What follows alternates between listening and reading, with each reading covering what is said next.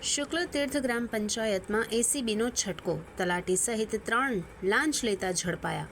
શુક્લતીર્થ ગ્રામ પંચાયતમાં લાંચખોરીનો વધુ એક કિસ્સો બહાર આવતા ભારે ચકચાર મચી છે. ગ્રામ પંચાયતના તલાટી કમ મંત્રી અને 2 અન્ય લોકોએ વારસાઈના કામ માટે ₹8,000ની લાંચ માંગતા એન્ટી કરપ્શન બ્યુરો એસીબીએ તેમને રંગે હાથ ઝડપી પાડ્યા. ફરિયાદી છેલ્લા 1.5 વર્ષથી વારસાઈના કામ માટે પંથાર્યા કર્યા હતા.